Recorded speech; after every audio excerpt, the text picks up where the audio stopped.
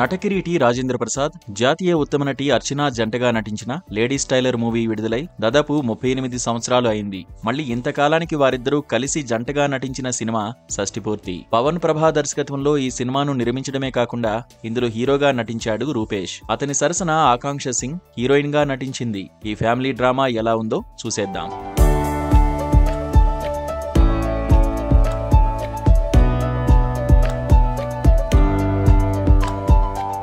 దివాకరం, భువన ప్రేమించి పెళ్లి చేసుకుంటారు. వాళ్ల ఒక్కగానొక్క కొడుకు శ్రీరామ్ పబ్లిక్ ప్రాసిక్యూటర్. నిజాయితీగా ఉండమని చెప్పిన తల్లి మాటలను అనుసరించి అందరికీ దూరమవుతాడు. అతనిలోని నిజాయితీ, ముక్కుసూటితనం అతన్ని ఒంటరిని చేస్తాయి.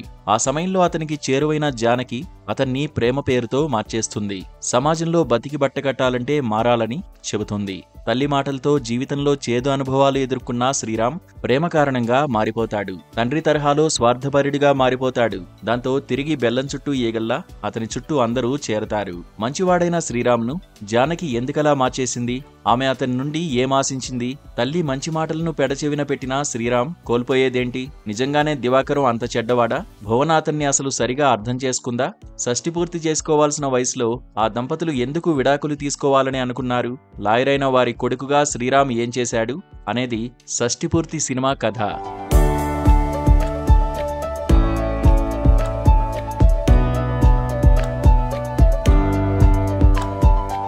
మంచి, చెడు, తప్పు, ఒప్పు అనేవి మనిషి దృష్టికోణం బట్టి మారిపోతుంటాయి. కొందరికి తప్పుగా కనిపించేది మరికొందరికి ఒప్పు కావచ్చు. ఒకరికి మంచి అనిపించింది మరొకరికి చెడుగా అనిపించొచ్చు. అలాంటి దృక్కోణాల నేపథ్యంలో సాగేదే షష్ఠిపూర్తి సినిమా. అవినీతిపరుడైన దివాకరం, నిజాయితీగా బతకాలనుకునే టీచర్ భువన, వారి మధ్య అటూ ఇటూ ఊగిసలాడే వారి కొడుకు, తండ్రి చావుకు కారణమైన దివాకరం కుటుంబంపై కక్ష తీర్చుకోవాలని రగిలిపోయే హీరోయిన్, ఈ పాత్రల మధ్య డ్రామాకేమీ తక్కువ లేదు. అయితే దాన్ని కన్విన్సింగ్ గా తెరకెక్కించడంలో దర్శకుడు పూర్తి స్థాయిలో సక్సెస్ కాలేకపోయాడు. దాంతో మనుషులు ఇంత త్వరగా తమ అభిప్రాయాలను మార్చేసుకుంటారా? చిటిక వేసినంత సులువుగా మారిపోతారా అనిపిస్తుంది. భర్త మెంటాలిటీ తెలిసి కూడా 30 ఏళ్లు కాపురం చేసిన తర్వాత అతనికి విడాకులివ్వాలి అనుకోవడం చిత్రంగా అనిపిస్తుంది. చివరిలో వచ్చే కోర్టు సీన్ సైతం పేలవంగానే ఉంది. నవతరాన్ని మెప్పించడం కోసం కొన్ని పోరాట సన్నివేశాలు, రొమాంటిక్ సాంగ్ వంటివి పెట్టినా అవేవీ పెద్దంతగా ఆకట్టుకోవు. ఇళయరాజా బాణీలకు చైతన్య ప్రసాద్, రెహమాన్, కీరవాణి రాసిన పాటలు అర్థవంతంగానే ఉన్నాయి. కొన్ని పాటల చిత్రీకరణ బాగుంది. ముఖ్యంగా క్లైమాక్స్ లో వచ్చే షష్ఠిపూర్తి పాట బాగుంది.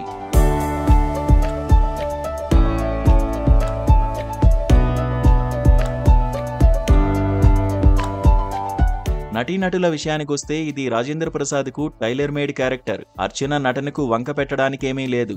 కాకపోతే ఫ్లాష్ బ్యాక్ లో వీరిద్దరిని యువజంటగా చూడాలంటేనే కాస్తంత ఇబ్బందిగా ఉంటుంది.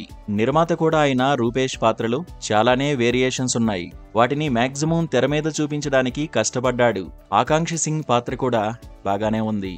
కాస్తంత గ్యాప్ తర్వాత ఆమె తిరిగి ఈ సినిమాలో నటించింది. ఇతర ప్రధాన పాత్రలు పోషించిన ఆర్టిస్టులు చాలా మందే ఉన్నారు.